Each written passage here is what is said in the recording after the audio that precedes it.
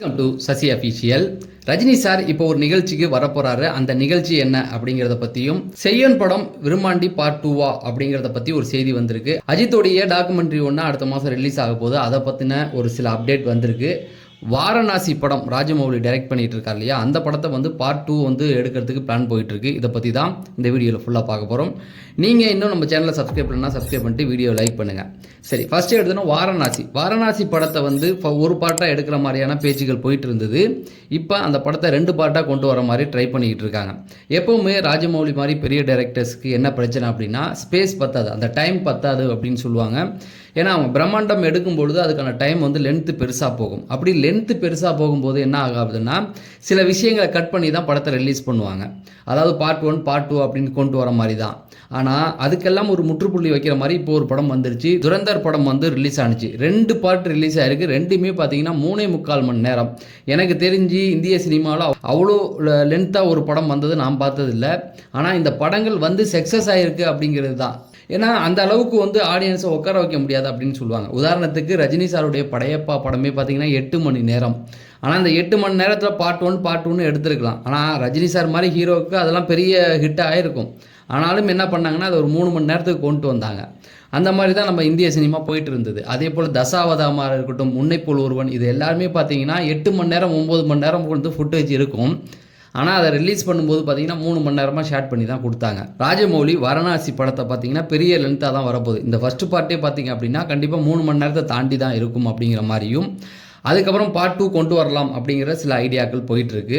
அடுத்தது அஜித் சாரை பற்றி பேசலாம். அஜித் சார் 3வது முறையாக ஜிவி பிரகாஷோட இணைய போகிறாரு. ஃபர்ஸ்ட் படம் பார்த்தீங்கன்னா கிரீடம், 2வது படம் பார்த்தீங்கன்னா குட் பேட் அக்லி, இப்போ 3வது படம் பார்த்தீங்கன்னா அவருடைய டாக்குமெண்ட்ரி கிளாடியேட்டர். அந்த தான் அவரே தயாரிக்கிறார். அஜித் சாருடைய தயாரிப்பில் உருவானது தான் இது. அவருடைய கஷ்டங்களை சொல்கிற படம். ரேஸில் அவர் எவ்வளோ கஷ்டப்பட்டார், என்னென்ன பண்ணார் அப்படிங்கிறத சொல்கிற ஒரு படம் தான்.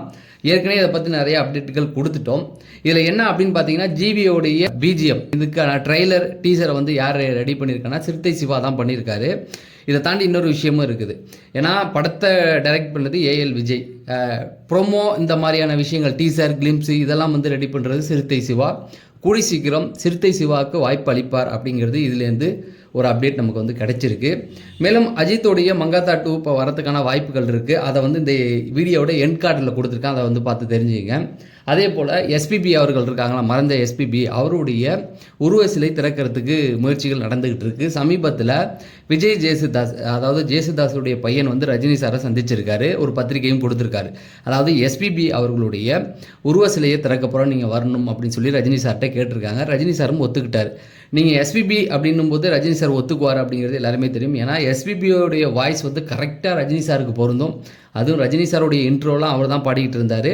எல்லா நடிகருக்குமே பொருந்தும், அதில் ரஜினி சாருக்கு ரொம்ப ஸ்பெஷல். அதனால் கண்டிப்பாக அந்த நிகழ்ச்சியில் நான் கலந்துக்கிறேன் அப்படிங்கிறத சொல்லியிருக்காங்க. ஏன்னா இந்த நிகழ்ச்சியில் எஸ்பிபி பற்றியும் நிறைய விஷயங்கள் ரஜினி சார் பேச போகிறதா இப்போ ஒரு செய்திகள் வந்துகிட்டு இருக்கு. கூடி சீக்கிரம் ஒரு பெரிய விழா நடக்க போது, உருவ சிலையை திறக்க போகிறாங்க. ரஜினி சார் அதில் ஒரு சில மறக்க முடியாத நிகழ்வுகளை கூற போகிறாரு அப்படிங்கிற மாதிரி சொல்லியிருக்காங்க.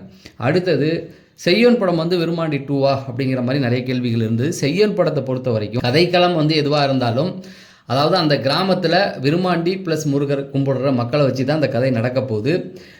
இந்த விருமாண்டி அப்படின்னு சொல்லும் பொழுதே அதில் கமல் சார் வருவாரா அப்படிங்கிற மாதிரி நிறைய கேள்விகள் இருந்தது. நீங்கள் தாய் கல்வி படம் பார்த்தீங்கன்னாவே நல்லா தெரிஞ்சிருக்கும். கமல் சார் படத்தில் நடிக்கலனாலும் கமல் சாருடைய அந்த ரோல் படத்தில் இருக்கும். அதாவது கமல் சாரை பற்றி நிறைய இடங்களில் பேசப்பட்டுக்கிட்டு இருக்கும். அதே போல் அவருடைய பாடல்கள் வர இடங்கள் அல்டிமேட்டாக இருக்கும். அந்த ஒவ்வொரு சூழலுக்கும் ஏற்ற மாதிரி கமல் சாருடைய பாடல்கள் போட்டு ப்ளே பண்ணியிருப்பாங்க. அதுவும் அந்த விஸ்வரூபம் பாட்டெலாம் பார்த்தீங்கன்னா தேட்டர்லேயே அந்த பாட்டு ஒரிஜினல் வெர்ஷன் விஸ்வரூபத்தில் வரும்பொழுதே அது அதகலமாக இருக்கும். தாய் கிழவியில் போடும்போது அது வேறு லெவலில் இருந்தது. இந்த மாதிரி ஒரு சில விஷயங்களை சூப்பராகவே அந்த டைரக்டர் பண்ணியிருந்தார். அதே போல் இந்த படத்தில் கமல் சாரா நடிக்க வைப்பாரான்னு கேட்டிங்கன்னா கண்டிப்பாக நடிக்க வைக்கிறதுக்கான முயற்சிகள் நடக்குதான். ஒருவேளை அது மிஸ் ஆனாலும் பாடல்கள் கண்டிப்பாக அந்த இடத்த ஃபில்லப் பண்ணும் அப்படிங்கிற மாதிரி சொல்கிறாங்க. அது மட்டும் இல்லாமல் எஸ்கே நடிக்க போகிற ஆக்ஷன் படம்னா இதை சொல்லலாம். ஏன்னா இதுக்கு முன்னாடி ஒரு சில படங்கள் வந்திருந்தாலும் பெரிய அளவில் ஆக்ஷன் இருந்திருக்காது, காமெடியோட கலந்து கொடுத்துருப்பாங்க. ஆனால் இது எப்படி சொல்கிறது, கமல் சாருக்கு ஒரு தேவர் மகன் மாதிரி இது இருக்கும் அப்படிங்கிற மாதிரி சொல்கிறாங்க. அவரோட உடம்பே பார்த்தீங்கன்னா வேற அளவுக்கு ரெடி பண்ணி வச்சிருக்காரு. அது மட்டும் இல்லாமல் வில்லேஜை சார்ந்து, அதாவது விருமாண்டி மாதிரி இப்போ ரஜினி சாருக்கு ஒரு முரட்டு காலம் எந்த அளவுக்கு கை கொடுத்தோ அந்த மாதிரி தான் இந்த படம் எஸ்கேக்கு இருக்கும் அப்படிங்கிற மாதிரி சொல்கிறாங்க. தொடர்ந்து சினிமா சார்ந்த அப்டேட்டுகள் தெரிஞ்சுக்க நம்ம சேனலை சப்ஸ்கிரைப் பண்ணிட்டு வீடியோ லைக் பண்ணுங்கள்.